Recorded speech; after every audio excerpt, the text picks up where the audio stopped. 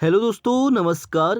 इतिहास विषय से संबंधित आज हमारा नेक्स्ट टॉपिक है 1857 की रेवोल्यूशन यानी 1857 की क्रांति से संबंधित सभी क्वेश्चनों को हम एनालिसिस करेंगे।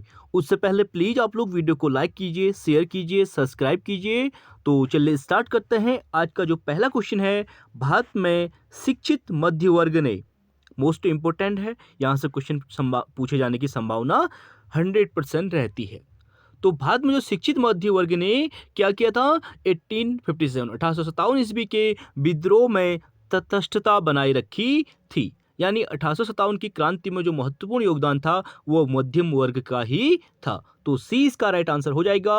आप एक्सप्लेनेशन देख सकते हैं। शिक्षित मध्य वर्ग ने 1857 ईस्वी के विद्रोह में क्या किया था, तटस्थता बनाए रखी थी।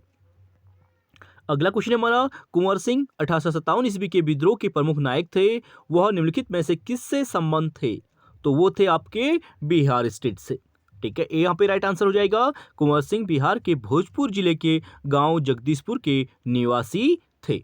आपको बिहार और जगदीशपुर भी याद करना है। यहाँ क्वेश्चन ऑप्शन में बिहार कम पूछा जाता है, जगदीशपुर ज़्यादा ऑप्शन में मिलता है आपको।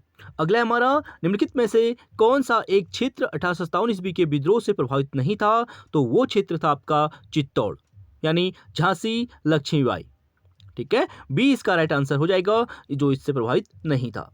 अगले क्वेश्चन की बात करेंगे, वर्ष 1857 ईस्वी के विद्रोह के संदर्भ में निम्नलिखित में से किसे उसके मित्र ने धोखा दिया तथा जिसे अंग्रेजों द्वारा बंदी बनाकर मार दिया गया था? तो वो तो आपका तात्या टोपे, मोस्ट इंपोर्टेंट है। ठीक है, डी इसका राइट आंसर हो जाएगा। 1857 के विद्रोह के समय तात्या टोपे को उसके मित्र मान सिंह ने धोखा देकर अंग्रेजों को पकड़वा दिया था। और तात्या टोपे का बचपन का नाम भी पूछा जाता है। ठीक है, क्या था, आप लोग कमेंट करके बताएंगे। धोंदूपंत था कि रामचंद्र पांडुरंग था? अगला क्वेश्चन है हमारा, निम्नलिखित स्थानों में से कौन सा 1857 ईस्वी के विद्रोह का महत्वपूर्ण केंद्र नहीं था? तो वो था आगरा, जो महत्वपूर्ण केंद्र नहीं था। बाकी झांसी, कानपुर और लखनऊ थे। आगरा 1857 के विद्रोह का महत्वपूर्ण केंद्र नहीं था और दिए गए विकल्पों में कानपुर जो है, झांसी और लखनऊ 1857 के विद्रोह के महत्वपूर्ण केंद्र थे। और कानपुर के विद्रोह का नेतृत्व नाना साहब, झांसी का नेतृत्व जो है रानी लक्ष्मीबाई ने, तथा लखनऊ में विद्रोह का नेतृत्व बेगम हजरत महल ने किया था। अगला है हमारा, निम्नलिखित में से किसने 1857 ईस्वी के विद्रोह के कारणों का विश्लेषण करते हुए अंग्रेजों तथा मुसलमानों के बीच मेल मिलाप की वकालत की थी? तो किसके द्वारा की गई थी? तो इसका राइट आंसर हो जाएगा आपका सी, यानी सर सैयद अहमद खान के द्वारा। आप इसका एक्सप्लेनेशन देख सकते हैं। सर सैयद अहमद खान ने अपनी पुस्तक an essay on the cause of Indian revolt, most important book है, पूछी गई है, में 1857 ईस्वी के विद्रोह के कारणों का विश्लेषण करते हुए अंग्रेजों और मुसलमानों के बीच मेल मिलाप की वकालत की थी। उनके प्रयासों से अलीगढ़ क्रांति की शुरुआत हुई। उन्होंने मोहम्मडन एंग्लो ओरिएंटल कॉलेज, यानी वर्तमान की बात करें अलीगढ़ मुस्लिम विश्वविद्यालय की स्थापना की थी। अगला हमारा, निम्न में से किसने अंग्रेजों के विरुद्ध 1857 ईस्वी के संघर्ष में भाग नहीं लिया था? तो भाग नहीं लिया था वो थे टीपू सुल्तान। ठीक है, बी इसका राइट आंसर हो जाएगा, जिसकी मृत्यु चतुर्थ आंग्ल मैसूर युद्ध में होती है 1799 में। आप देख सकते हैं टीपू सुल्तान ने 1857 ईस्वी के विद्रोह में भाग नहीं लिया था। वह मैसूर का शासक था। वह चतुर्थ आंग्ल मैसूर युद्ध के दौरान 1799 ईस्वी में उसकी मृत्यु हो जाती है। तात्या टोपे तथा नाना साहब ने कानपुर से और रानी लक्ष्मीबाई ने झांसी से 1857 के विद्रोह का नेतृत्व किया था।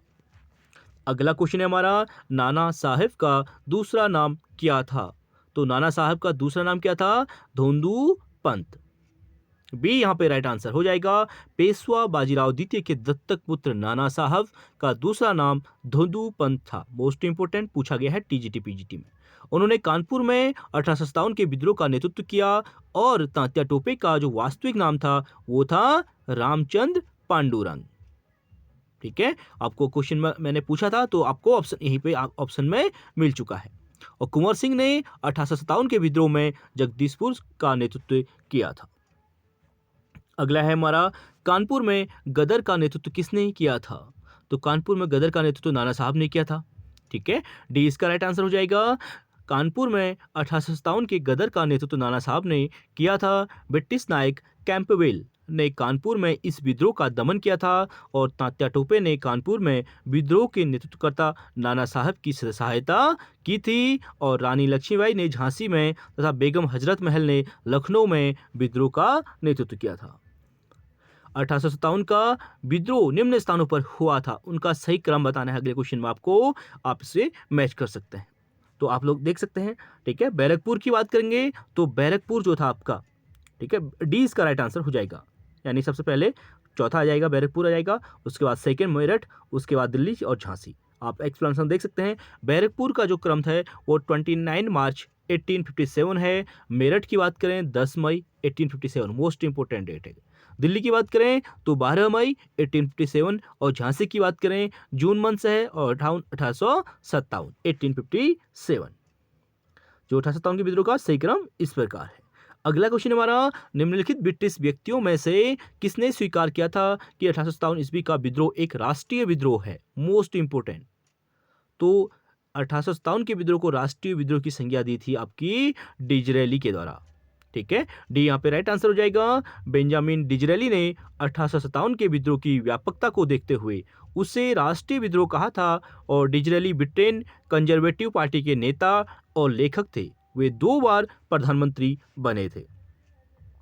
अगला है 1857 के विद्रोह के दौरान बहादुर शाह ने किसे साहब ए आलम यानी बहादुर का खिताब दिया था? मोस्ट इंपोर्टेंट क्वेश्चन है, तो इसका एक्सप्लेनेशन आप देख सकते हैं। तो किसे दिया था? बख्त खान को, ठीक है। सी यहाँ पे राइट आंसर हो जाएगा। बख्त खान एक पख्तून था। उन्होंने ईस्ट इंडिया कंपनी में सूबेदार के पद पर कार्य किया।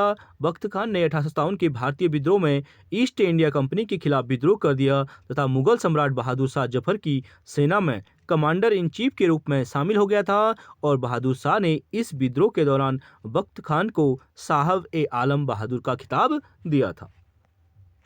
अगला क्वेश्चन है हमारा, 1857 की क्रांति सर्वप्रथम कहां से प्रारंभ हुई थी? मोस्ट इंपोर्टेंट क्वेश्चन, तो वो हुई थी मेरठ से। सी इसका राइट आंसर हो जाएगा। 1857 के संघर्ष को बी.डी. सावरकर ने अपनी पुस्तक the Indian war of independence, most important book, में भारत का प्रथम स्वतंत्रता संग्राम माना है और 1857 की क्रांति की शुरुआत 10 मई को मेरठ की तीसरी कैवेलरी, ठीक है, तीसरी कैवेलरी रेजिमेंट से माना जाता है। यहाँ के सैनिकों ने चर्बी युक्त कारतूसों को छूने से मना कर दिया तथा अंग्रेजी प्रशासन के खिलाफ खुलेआम विद्रोह कर दिया तथा इन्होंने 12 मई 1857 को दिल्ली पर अधिकार कर लिया था। अगला क्वेश्चन हमारा, रानी लक्ष्मीबाई को अंतिम युद्ध में सामना करना पड़ा। तो रानी लक्ष्मीबाई की बात करें तो अंतिम युद्ध में जो सामना करना पड़ा था हीरोज का, ठीक है, ये भी इंपॉर्टेंट है, पूछा गया है। हीरोज ने लक्ष्मीबाई के बारे में टीका टिप्पणी भी की है। आप एक्सप्लेनेशन देख सकते हैं। रानी लक्ष्मीबाई मराठा शासित झांसी राज्य के राजा गंगाधर राव नेवालकर के साथ हुआ था, परंतु इनके कोई संतान न होने पर लॉर्ड डलहौजी ने व्यक्तिगत सिद्धांत के आधार पर सन 1853 में झांसी राज्य को ब्रिटिश साम्राज्य में मिला लिया और 17 जून 1858 को झांसी की आज़ादी के लिए अंग्रेज जनरल हीरोज के खिलाफ लड़ते हुए ग्वालियर में वीरगति को प्राप्ति हुई थी। अगला क्वेश्चन हमारा, 1857 का विद्रोह लखनऊ में किसके नेतृत्व में आगे बढ़ा?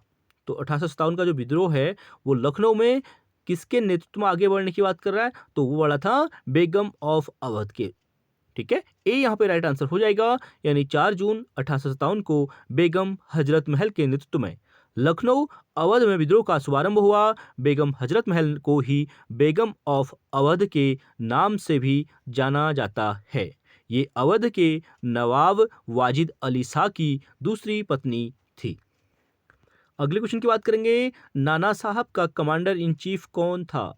तो नाना साहब की बात करेंगे, उनका कमांडर इन चीफ जो था वो था तात्या टोपे, ठीक है, जो रामचंद्र पांडुरंग के नाम से जाने जाते थे। सी इसका राइट आंसर हो जाएगा। यानी रामचंद्र पांडुरंग येवलकर तात्या टोपे ने नाना साहब के साथ मिलकर 1857 के स्वतंत्रता संग्राम में भाग लिया। जब अंग्रेजों ने कानपुर पर आक्रमण किया तो नाना साहब की सेना का कमांडर इन चीफ यानी सेनापति तात्या टोपे को नियुक्त किया गया था। अगला है अजीमुल्ला खां सलाहकार थे।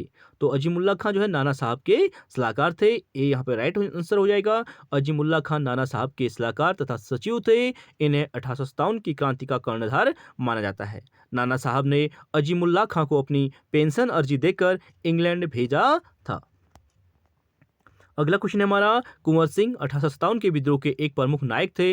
वह निम्नलिखित में से किससे संबंध थे? तो कुंवर सिंह 1857, ठीक है, जो नायक थे वो किससे संबंध थे? तो हो जाए 18 का राइट आंसर हो जाएगा आपका ए, बिहार से।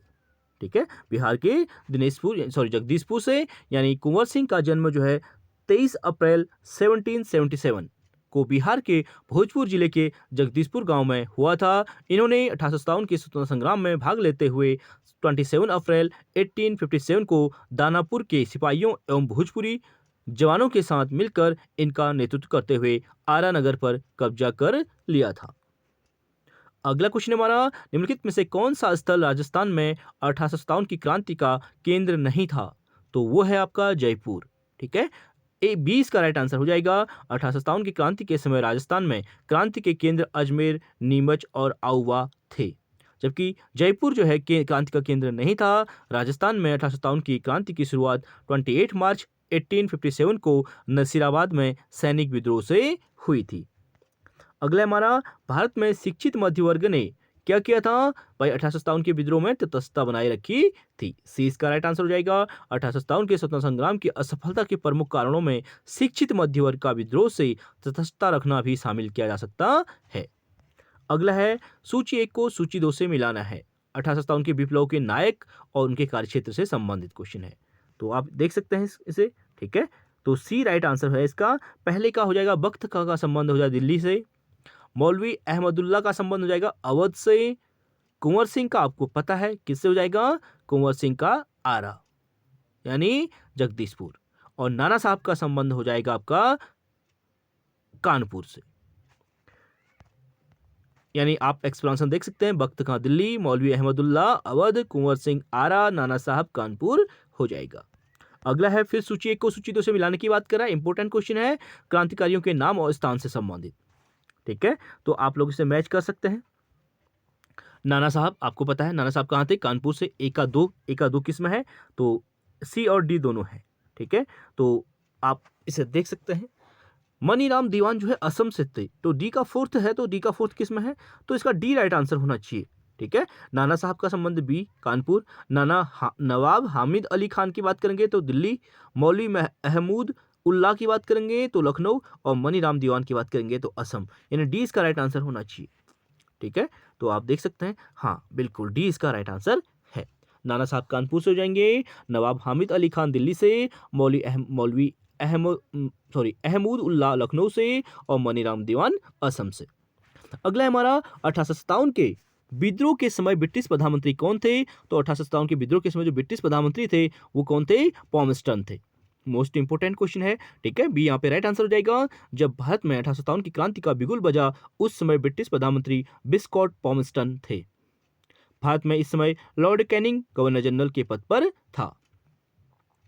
अगला क्वेश्चन है, आधुनिक इतिहासकार जिसने 1857 के विद्रोह को स्वतंत्रता की पहली लड़ाई कहा था वो कौन थे? मोस्ट इंपोर्टेंट क्वेश्चन, तो वो थे बी.डी. सावरकर। बहुत बार पूछा गया है, टीजीटी, पीजीटी, सीटेट। ठीक है, तो इसे नोट डाउन कर सकते हैं आप लोग।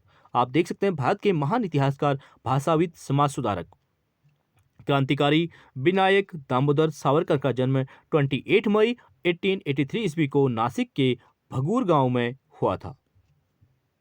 इन्होंने 1940 ईस्वी में पूना में अभिनव भारत नामक एक क्रांतिकारी संगठन की स्थापना की। और बी.डी. सावरकर ने 1857 की क्रांति को स्वाधीनता की पहली लड़ाई कहा था। इन्होंने 1906 में स्वदेशी का नारा दिया तथा विदेशी कपड़ों की होली जलाई थी। अगला क्वेश्चन हमारा, भारतीय स्वाधीनता आंदोलन का सरकारी इतिहासकार कौन था? ये भी इंपॉर्टेंट है, पूछा गया है। तो सरकारी इतिहासकार जो था वो था S.N. सेन। ठीक है, सुरेंद्र नाथ सेन 1857 के भारतीय स्वाधीनता आंदोलन के सरकारी इतिहासकार थे। इन्हें भारत सरकार ने 1857 से 59 के बीच घटित स्वाधीनता संग्राम की घटनाओं को लिखने के लिए चुना था। और इन्होंने इसी आधार पर 1857 का जो 1857 नाम की किताब 1957 में प्रकाशित की थी। मोस्ट इंपोर्टेंट बुक है 1957, किसकी है? इन्हीं की, एस एन सेन की। अगला है हमारा 1857 के विद्रोह का निम्नलिखित में से कौन सा एक कारण नहीं था? तो कारण वो जो नहीं है वो है यह भविष्यवाणी की कि ब्रिटिश शासन के अंत के साथ कलयुग का अंत होगा और रामराज फिर से आएगा। डी यहाँ पे राइट आंसर हो जाएगा। 1857 के विद्रोह के कारणों में एक कारण यह भविष्यवाणी की कि ब्रिटिश शासन के अंत के साथ कलयुग का अंत होगा और रामराज्य फिर से आएगा, सही नहीं है। 1857 का विद्रोह भारतीय जनमानस में अंग्रेजों के प्रति असंतोष की भावना से संबंधित है। अगला क्वेश्चन है हमारा, निम्नलिखित में से किसके बारे में यह माना गया है कि वह 1857 में ब्रिटिश के विरुद्ध षड्यंत्रकारी सन्यासियों और फकीरों का नेता था? तो भाई कौन था? वो था नाना साहब। डी इसका राइट आंसर हो जाएगा। वर्ष 1857 के विद्रोह में ब्रिटिशों के विरुद्ध जो षड्यंत्रकारी सन्यासियों और फकीरों का नेता नाना साहब को माना गया है। इन्होंने कानपुर में विद्रोह कर कानपुर को अंग्रेजों से जीत लिया और नाना साहब पेशवा वंश के थे। अगले क्वेश्चन की बात करेंगे। अगला हमारा 1857 की क्रांति के दौरान चिनहट के युद्ध में ब्रिटिश के विरुद्ध जो है लड़ने वाले विद्रोही का नाम क्या था? तो उसका नाम था अहमदुल्ला शाह। ये यहाँ पे राइट आंसर हो जाएगा। 30 जून 1857 को चिनहट की कठौता झील के पास चिनहट की प्रसिद्ध लड़ाई हेनरी लॉरेंस के नेतृत्व में ब्रिटिश सेना व वर्ष 1857 के विद्रोह में महत्वपूर्ण भूमिका निभाने वाले मौलवी अहमदुल्ला शाह फैजाबादी के बीच लड़ी गई और इस युद्ध में ब्रिटिश सेना परास्त हो गई थी। अगला क्वेश्चन है हमारा 1857 के विद्रोह में महत्वपूर्ण भूमिका निभाने वाले मौलवी अहमदुल्ला शाह के बारे में निम्नलिखित कथनों में से कौन सा सही है? तो कौन सा यहाँ पर राइट हो जाएगा? हो जाएगा पहला और दूसरा। आमतौर से उसे डंका शाह या फिर ढोल वाले मौलवी के रूप में जाना जाता था और वह चिनहट की प्रसिद्ध लड़ाई में लड़ा था। तो पहला दूसरा यहाँ पर राइट हो जाएगा, तीसरा इसमें रॉन्ग हो जाएगा क्योंकि वह हेनरी लॉरेंस के कमान के अधीन ब्रिटिश फौज द्वारा मारा गया, जबकि नहीं मारा, ऐसा नहीं था। आप देख सकते हैं अहमदुल्ला शाह 1787 5 जून 1858 फैजाबाद के मौलवी के रूप में प्रसिद्ध 1857 के भारतीय विद्रोह का प्रमुख व्यक्ति थे। मौलवी अहमदुल्ला शाह को विद्रोह के लाइट हाउस के रूप में जाना जाता था। अवध के विद्रोही सेना का नेतृत्व बरकत अहमद और मौलवी अहमदुल्ला शाह ने किया था और चिनाट की लड़ाई में बरकत अहमद को विद्रोहियों के मुख्य सेना अधिकारी घोषित किया गया था। ब्रिटेनी सेना का नेतृत्व हेनरी मोंटेगोमरी लॉरेंस ने किया था, जो अंततः रेजिडेंसी लखनऊ में मारा गया था। बरकत अहमद और मौलवी के नेतृत्व में विद्रोही सेना ने यह भयंकर लड़ाई जीती थी। अगला हमारा निम्नलिखित कथनों में से कौन सा एक सही है पूछा गया है। तो यहाँ पर राइट बताना है आपको। आपका राइट हो जाएगा ए। 1857 का जो विद्रोह हुआ था हैदराबाद के निजाम द्वारा समर्थित नहीं था। ठीक है, पहला स्टेटमेंट यहाँ पर राइट हो जाएगा। आप देख सकते हैं इस क्रांति की शुरुआत 10 मई 1857 ईस्वी को मेरठ से हुई थी, जो धीरे धीरे कानपुर, बरेली, झांसी, दिल्ली, अवध आदि स्थानों पर फैल गई। और क्रांति की शुरुआत तो एक सैन्य विद्रोह के रूप में हुई, लेकिन समय के साथ उसका स्वरूप क्या हुआ था? बदलकर ब्रिटिश सत्ता के विरुद्ध एक जनव्यापी विद्रोह के रूप में हो गया, जिसे भारत का प्रथम स्वतंत्रता संग्राम कहा जाता है। और अगला क्वेश्चन हमारा 1857 के विद्रोह के दिनों में इनमें से किसे डंका शाह के नाम से जाना जाता था? तो डंका शाह के नाम से जाना था मौलवी अहमदुल्ला शाह को। 20 का राइट आंसर हो जाएगा। मोस्ट इंपोर्टेंट है, मौलवी अहमदुल्ला शाह दक्कन के कुतुबशाही परिवार से संबंधित थे। 1857 के विद्रोह के दिनों में इन्हें डंका शाह के नाम से जाना जाता था। इन्होंने 1857 के विद्रोह का नेतृत्व जो है फैजाबाद में किया और कैंपबेल ने यहाँ के विद्रोह को समाप्त किया था।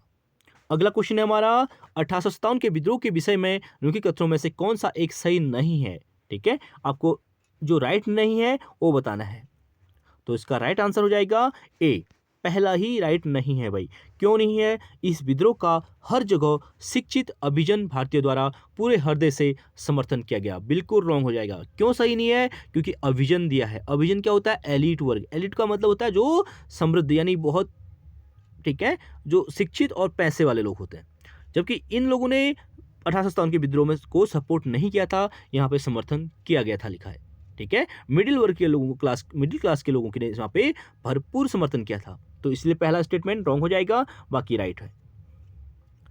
ठीक है, आप देख सकते हैं विद्रोह में भाग लेने वाले विविध तत्व उनकी ब्रिटिश शासन के लिए घृणा के द्वारा एकजुट हुए। विद्रोह में हिंदू मुस्लिम एकता की भूमिका को ब्रिटिश अधिकारियों समेत अनेकों द्वारा माना गया और विद्रोह दक्षिण भारत में नहीं फैला। तो तीनों statement B C D right हो जाएंगे, ए यहाँ पे रॉन्ग हो जाएगा। आप देख सकते हैं 1857 का जो भारतीय विद्रोह, जिसे प्रथम भारतीय स्वतंत्रता संग्राम, सिपाही विद्रोह और भारतीय विद्रोह के नाम से भी जाना जाता है, ब्रिटिश शासन के विरुद्ध एक सशस्त्र विद्रोह था। यह विद्रोह 2 वर्षों तक भारत के विभिन्न क्षेत्रों में चला था। अगला है हमारा 1857 की क्रांति को बर्बरता और सभ्यता के बीच युद्ध किसने कहा था? मोस्ट इंपोर्टेंट, बहुत बार पूछा गया टीजीटी पीजीटी में। तो 1857 की क्रांति को बर्बरता और सभ्यता के बीच युद्ध जो है वो कहा था टी.आर. होम्स ने। ठीक है, यहाँ पे सी राइट आंसर हो जाएगा। टी.आर. होम्स ने 1857 की क्रांति को बर्बरता और सभ्यता के बीच युद्ध की संज्ञा दी है। इस क्रांति को आउट्रम ने हिंदू मुस्लिम षड्यंत्र, डिजरेली ने राष्ट्रीय विद्रोह तथा मजूमदार ने सैन्य विद्रोह की संज्ञा दी थी। आप देख सकते हैं एक्सप्लेनेशन, यहाँ पे 4 से 5 क्वेश्चन आपके कंप्लीट होते हैं, लेकिन सभी इंपोर्टेंट हैं, पूछे गए हैं। अगला है हमारा 1857 के विद्रोह से संबंधित उनके कथनों पर विचार कीजिए। तो यहाँ पे पहला, दूसरा, तीसरा तीनों राइट हैं, फोर्थ रॉन्ग है। विद्रोहियों का कोई स्पष्ट राजनीतिक परिप्रेक्ष्य नहीं था, क्योंकि यह विद्रोह कोई प्री प्लानिंग से तहत नहीं हुआ था। जीनत महल ने अंग्रेजों से अपनी सुरक्षा के लिए संधि वार्ता की थी और विद्रोहियों को मौलवी अहमदुल्ला द्वारा नेतृत्व प्रदान किया गया था। तो पहला, दूसरा, तीसरा, सी यहाँ पे राइट आंसर हो जाएगा। यानी आप देख सकते हैं 29 मार्च 1857 ईस्वी को बैरकपुर में विद्रोह का प्रारंभ जो है मंगल पांडे नामक सैनिक द्वारा अपने एडजुटेंट की हत्या से प्रारंभ हुआ। लॉर्ड डलहौजी की व्यवगत नीति के शिकार राजाओं और जमींदारों ने भी अपने राज्य प्राप्ति के उद्देश्य से ही विद्रोह किए थे। अतः यह कहा जा सकता है कि विद्रोहियों का कोई राजनीतिक परिप्रेक्ष्य नहीं था।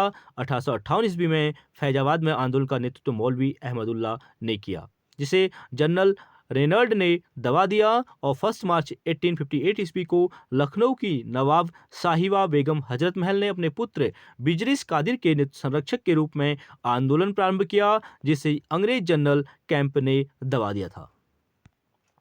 अगला टॉपिक है हमारा किसान और अन्य जन आंदोलन से संबंधित, मोस्ट इंपोर्टेंट है और यहाँ से भी हर एग्जाम में क्वेश्चन पूछा जाता है, क्योंकि किसान आंदोलन इंपोर्टेंट और जन आंदोलन जो है इंपोर्टेंट है। तो चलिए स्टार्ट करते हैं। इसका पहला क्वेश्चन है, संथाल विद्रोह के शांत हो जाने के बाद औपनिवेशिक शासन द्वारा कौन सा उपाय किया गया?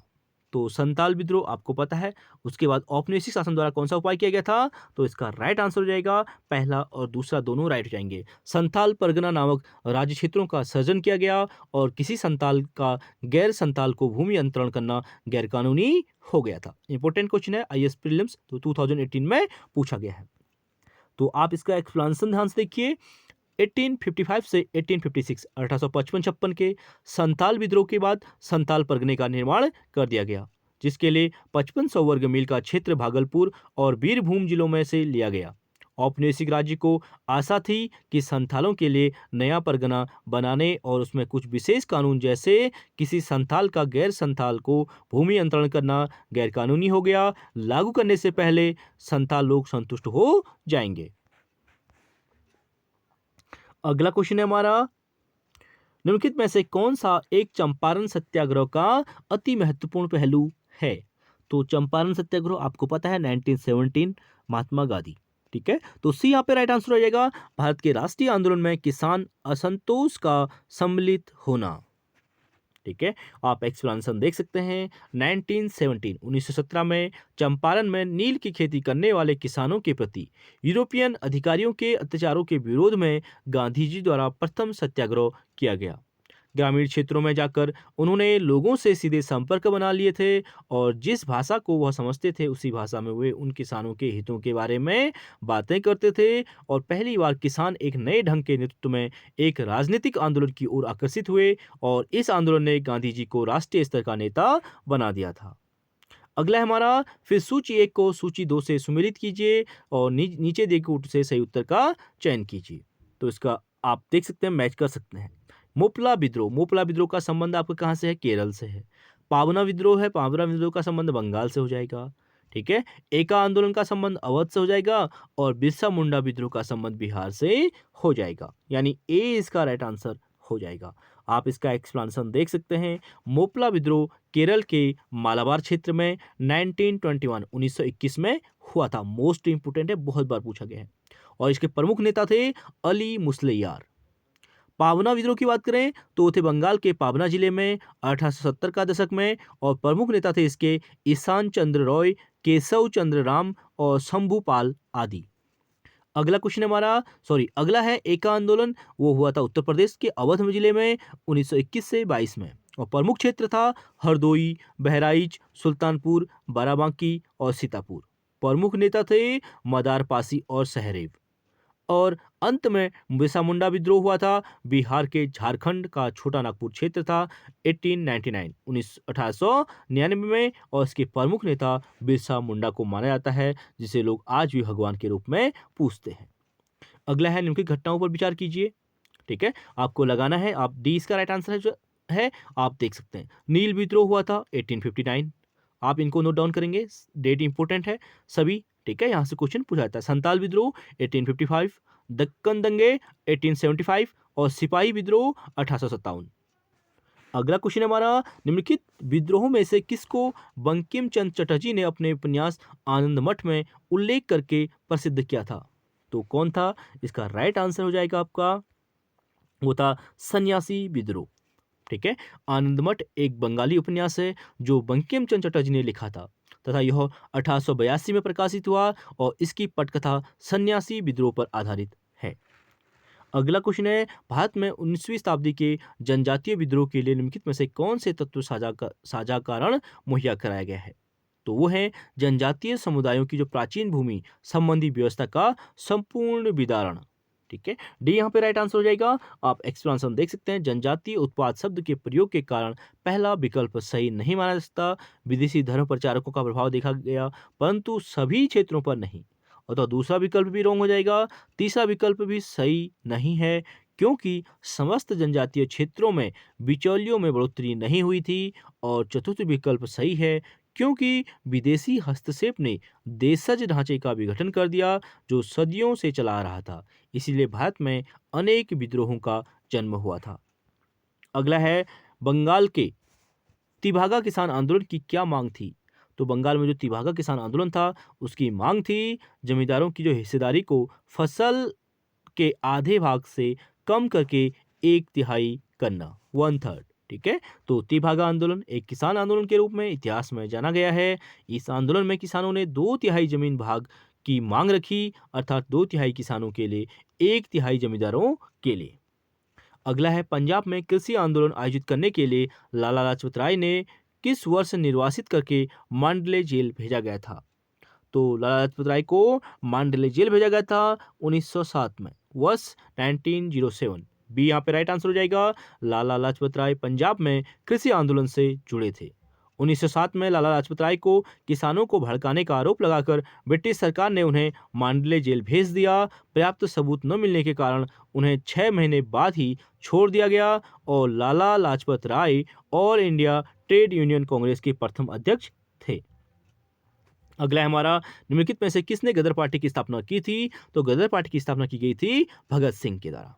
ठीक है, बी यहाँ पे राइट आंसर हो जाएगा। 8 अप्रैल 1929 को भगत सिंह और बटुकेश्वर दत्त ने विधानसभा में बम फेंकने के बाद खुद की ही गिरफ्तारी दे दी।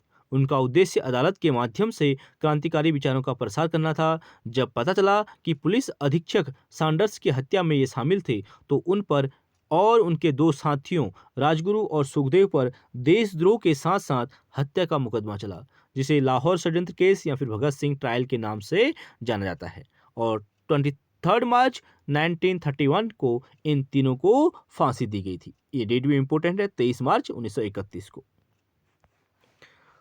अगला है हमारा, आनंद मठ उपन्यास की कथा वस्तु आधारित है, किस पर आधारित है? इससे पहले हम कर चुके हैं सन्यासी विद्रोह पर। बी यहाँ पे राइट आंसर हो जाएगा।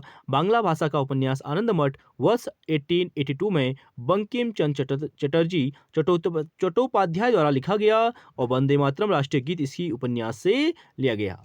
इसमें 1773 के सन्यासी विद्रोह का उल्लेख किया गया है। इसमें ब्रिटिश शासन के विरुद्ध तत्कालीन भारत में सन्यासियों द्वारा किए गए उग्र आंदोलन का वर्णन किया गया है। अगला क्वेश्चन है हमारा, वेलुथम्पी ने अंग्रेजों के विरुद्ध आंदोलन का नेतृत्व किया था। तो वेलुथम्पी ने अंग्रेजों के विरुद्ध जो आंदोलन का नेतृत्व किया था वो क्या था, केरल में। ठीक है, ये यहाँ पे राइट आंसर हो जाएगा। यानी वेलुथम्पी ने केरल में अंग्रेजों के विरुद्ध आंदोलन का नेतृत्व किया था। वर्ष 1805 में गवर्नर जनरल वेलिजरी द्वारा त्रावणकोर केरल के महाराज को सहायक संधि के लिए विवश करने पर त्रावणकोर रियासत के दीवान वेलुथम्पी ने ब्रिटिशों के विरुद्ध विद्रोह कर दिया था और इस विद्रोह को वेलुथम्पी का विद्रोह के नाम से भी जाना जाता है। अगला क्वेश्चन है हमारा, महाराष्ट्र में रामोसी कृषक जत्था किसने स्थापित किया था? Most important question. तो रामोसी कृषक जो जत्था था वो स्थापित किया था वासुदेव बलवंत फड़के के द्वारा। ठीक है, सो यहाँ पे राइट आंसर हो जाएगा। रामोसी कृषक जत्था को क्रांतिकारी वासुदेव बलवंत फड़के द्वारा स्थापित किया गया था। इन्होंने रामोसी जनजाति के लोगों को जो है प्रशिक्षित किया और उन्हें आंदोलन के लिए प्रेरित करने का काम किया था। अगला है हमारा, कोल विद्रोह 1831 से 32 का नेतृत्व किसने किया था? तो कोल विद्रोह कब हुआ था? 1831 से 32 के बीच और इसके प्रमुख नेता थे बुद्धू भगत। ठीक है, ए यहाँ पे राइट आंसर हो जाएगा बुद्धू भगत। यानी कोल विद्रोह 1831 में छोटा नागपुर क्षेत्र में हुआ। इस विद्रोह में कोल, हो, उराव एवं अन्य जनजातियों ने भाग लिया था। इस विद्रोह का मुख्य कारण जनजातियों की भूमि को छीनकर मुस्लिम तथा सिख कृषकों को देना था और इस विद्रोह के प्रमुख नेता बुद्धू भगत, गंगा नारायण बिनद राय और सुरगा मुंडा व सिगराय थे। अगला क्वेश्चन है हमारा, संताल विद्रोह का नेतृत्व किसने किया था? तो संताल विद्रोह का जो नेतृत्व किया था वो क्या था? सिद्धू कानू और भैरव चांद। ठीक है, ए और बी दोनों यहाँ पे राइट आंसर हो जाएगा। यानी संथाल विद्रोह 1855 से 56 के मध्य ब्रिटिशों, जमींदारों तथा साहूकारों द्वारा किए जाने वाले अत्याचारों का परिणाम था। इस विद्रोह का केंद्र भागलपुर से राजमहल तक का क्षेत्र था। इस विद्रोह का नेतृत्व सिद्धू तथा कान्हू ने किया था। 1856 में अंग्रेज सरकार की बड़ी सैन्य कार्यवाही करते हुए इस विद्रोह को दबा दिया गया। अगला है 1855 ईस्वी में संथालों ने किस अंग्रेज कमांडर को हराया था? तो वो हराने की बात मेजर बारो। ठीक है, सी यहाँ पे राइट आंसर हो जाएगा। संथाल विद्रोह बंगाल और बिहार में स्थानीय जमींदारों, महाजनों और अंग्रेजों प्रशासन के अत्याचार के विरोध में प्रारंभ हुआ। इस विद्रोह को दबाने के लिए मेजर बारो के नेतृत्व में भेजी गई सेना को संथालों की एकजुटता होकर हरा दिया था। यहाँ पे इंपोर्टेंट क्वेश्चन है मेजर बारो। ठीक है, अगले क्वेश्चन की बात करेंगे।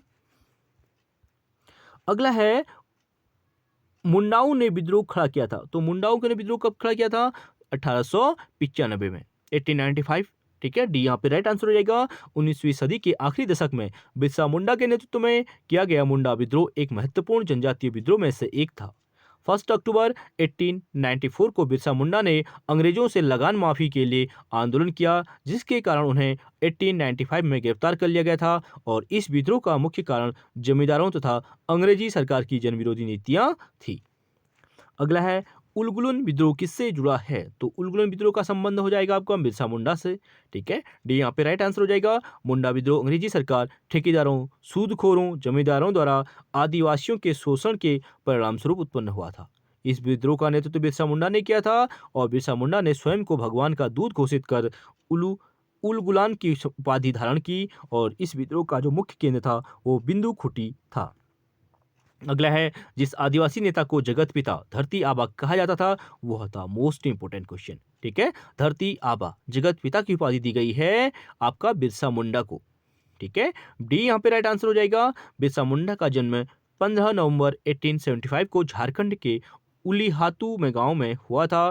बिरसा मुंडा को सन 1895 के विद्रोह फैलाने, शासन विरोधी षड्यंत्र करने तथा क्रांतिकारी गतिविधियों में संलिप्त होने के कारण गिरफ्तार कर 2 साल की सजा दी गई थी। इन्हें लोग जगत पिता या फिर धरती आबा के नाम से भी पुकारते या फिर पूछते हैं। अगला क्वेश्चन है, मोपला आंदोलन 1921 कहाँ हुआ था? तो मोपला आंदोलन 1921 कहाँ हुआ था? वो मालाबार क्षेत्र में। बी यहाँ पे राइट आंसर हो जाएगा। मोपला आंदोलन वर्ष 1921 में केरल के मालाबार क्षेत्र में हुआ था। यह आंदोलन जमींदारों और ब्रितानियों के विरुद्ध किया गया था। अगला है, निम्नलिखित युगों में से कौन सा सुमिलित नहीं है? तो सुमिलित जो नहीं है वो है नायक और ताना भगत। ठीक है, ये सुमिलित नहीं है, बाकी बिरसा मुंडा, मुंडा, संताल कान्हू, अहोम, कोमधर कुंवर, ठीक है, तीनों राइट हैं। ताना भगत जो है आंदोलन का प्रारंभ जो है 1914 में जब फर्स्ट वर्ल्ड वॉर शुरू हुआ था, ईस्वी में छोटा नागपुर क्षेत्र में हुआ था और यह आंदोलन मूलतः जमींदारों, प्रशासन तथा बाहरी लोगों के अत्याचारों के विरुद्ध था। इस आंदोलन का प्रवर्तक जो था वो जतरा भगत को माना जाता है, ना कि ताना भगत को। अगला है भारतवर्ष का सर्वप्रथम किसान आंदोलन था, तो भारतवर्ष का सर्वप्रथम जो किसान आंदोलन था वो था बिजौलिया आंदोलन, अगर भारत की बात करेंगे, ठीक है। भारतवर्ष का सर्वप्रथम किसान आंदोलन बिजौलिया आंदोलन था। इस आंदोलन के प्रणेता साधु सीताराम दास थे। इन्होंने विजय सिंह पथिक को इस आंदोलन में शामिल होने के लिए आमंत्रित किया था। अगला क्वेश्चन है हमारा, नाई धोबी बंद सामाजिक बाइकॉट का एक स्वरूप था, जो 1919 में, मोस्ट इंपोर्टेंट क्वेश्चन है, ठीक है, नाई धोबी बंद सामाजिक बाइकॉट का एक स्वरूप था यानी आंदोलन था, जो 1919 में क्या हुआ था, 22 का हो जाएगा ए, जो किसानों द्वारा प्रतापगढ़ जिले में चलाया गया था, ठीक है, ए यहाँ पे राइट आंसर हो जाएगा। आप एक्चुअल आंसर देख सकते हैं, नाई धोबी बंद, ये इस तरीके से पूछ सकता है, नाई धोबी आंदोलन कब हुआ था और कहाँ हुआ था। सामाजिक बहिष्कार अवधत के प्रतापगढ़ जिले में 1919 में चलाया गया था। झुंगुरी सिंह एवं दुर्गपाल ने इसमें महत्वपूर्ण भूमिका निभाई थी। अगला है, अवध के एका आंदोलन का उद्देश्य क्या था, तो अवध के जो एका आंदोलन का उद्देश्य था वो था लगान पर नकद में परिवर्तन, डी यहाँ पे राइट हो जाएगा। एक आंदोलन अवध के हरदोई, बाराबंकी, बहराइच, सीतापुर एवं शाहजहांपुर में फैला था। एका आंदोलन का नेतृत्व यह पिछड़ी जाति के मदारी पासी ने किया था। इस आंदोलन का उद्देश्य लगान का नकदी में परिवर्तन था। अगला क्वेश्चन हमारा, स्वामी सहजानंद का संबंध था, तो स्वामी सहजानंद का जो संबंध है वो है आपका बिहार के किसान आंदोलन के साथ, सी यहाँ पे राइट हो जाएगा। स्वामी सहजानंद का संबंध बिहार के किसान आंदोलन के साथ था। इन्होंने बिहार प्रांतीय किसान सभा की स्थापना की। ये अखिल भारतीय किसान सभा के अध्यक्ष बने। अगला है हमारा, भूदान आंदोलन का सर्वप्रथम प्रारंभ किस राज्य में हुआ था, तो भूदान आंदोलन का जो प्रारंभ हुआ था सबसे पहले आंध्र प्रदेश राज्य में, ये यहाँ पे राइट आंसर हो जाएगा।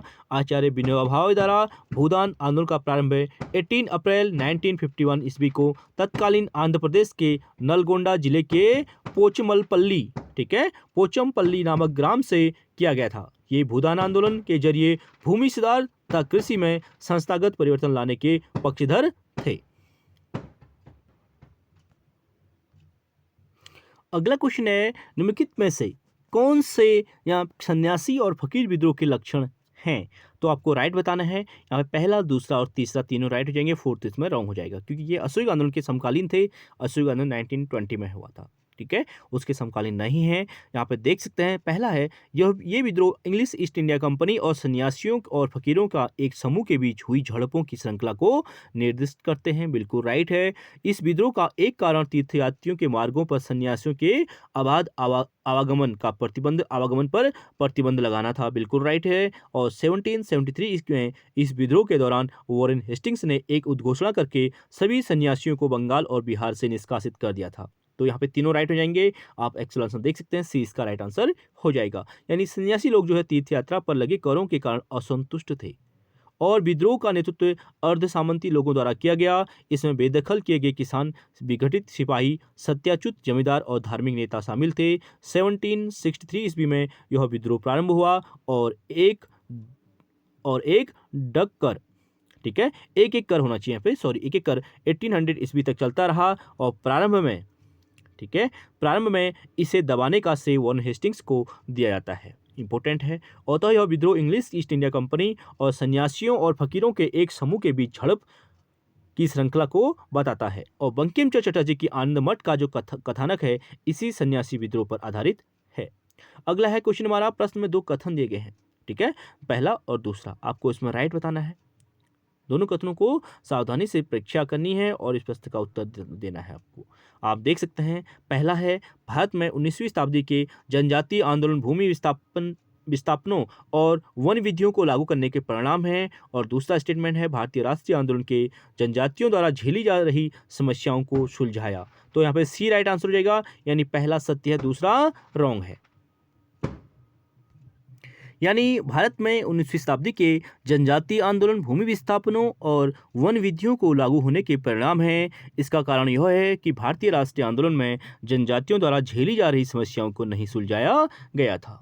फिर अगला है, निम्नलिखित में से कौन सा कथन 1875 1875 के दक्कन के दंगों के विषय में सत्य है?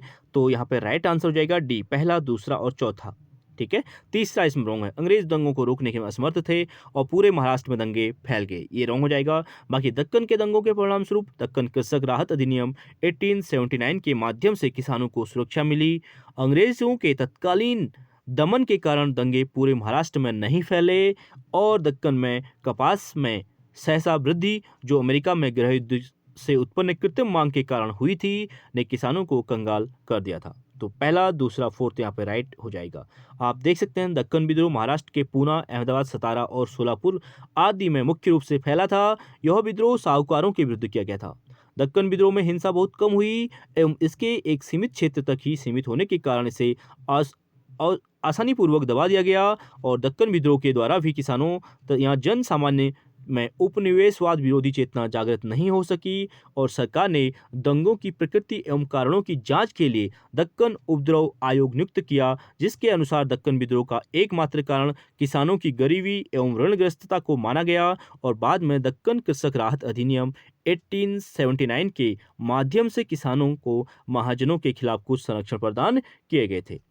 अगला है 1921-22 में अवध में कांग्रेस द्वारा शुरू किए गए एका आंदोलन का भार इनमें से किसने ले लिया था?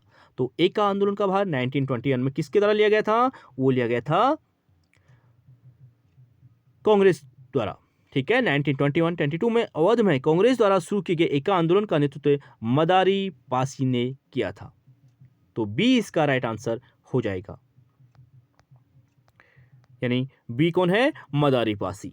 आप देख सकते हैं। अगला क्वेश्चन है, दक्कन कृषक राहत अधिनियम 1879 को निम्नलिखित में से किस उद्देश्य के साथ अधिनियमित किया गया था? तो वो उद्देश्य था आपका बी, सामाजिक एवं धार्मिक अवसरों पर किसानों को वित्तीय सहायता सुनिश्चित करना। ठीक है, बी यहाँ पे राइट आंसर हो जाएगा। दिवालिया खेतीहर को कानूनी सहायता प्रदान करना। दिसंबर 1874 में एक सूदखोर कालूराम ने एक किसान बाबा साहिब देशमुख के खिलाफ अदालत से घर नीलामी की डिक्री प्राप्त कर ली और इस पर किसानों ने साहूकारों का सामाजिक बहिष्कार प्रारंभ कर दिया। साहूकारों के घरों एवं दुकानों पर हमला करके इकरारनामे एवं अदालत के आदेश जला दिए। सरकार ने इस किसान विद्रोह को दबा दिया तथा दक्कन कृषक राहत अधिनियम 1879 ईस्वी द्वारा दिवालिया खेतीहरों किसानों को साहूकारों के विरुद्ध कुछ कानूनी संरक्षण प्रदान किया गया। ब्रिटिश सरकार द्वारा दामिन एक कोह का निर्माण निम्नलिखित में से किस समुदाय को बसाने के लिए किया गया था? तो कौन सा समुदाय था? वो था आपका संथाल। ठीक है, ये यहाँ पे राइट आंसर हो जाएगा। ब्रिटिश सरकार द्वारा दामिन एक कोह का निर्माण संथाल समुदाय को बसाने के लिए किया गया था। मोस्ट इंपोर्टेंट है, दामिन एक कोह पूछा गया है। भागलपुर से राजमहल तक का भूभाग दामिन एक कोह के नाम से जाना गया है। यह भूभाग संथाल बाहुल्य क्षेत्र था। संथाल न पूछ के आपको दामन एक कोह मिल सकता है। अगला क्वेश्चन है, निम्नलिखित में से कौन सा किसान संघर्ष ब्रिटिश अफीम नीति का परिणाम था? तो ब्रिटिश अफीम नीति का परिणाम था आपका फुलागुरी धेवा 1861। असम के फुलागुरी धेवा में किसान पहले से ही असहनीय कराधान से पीड़ित थे।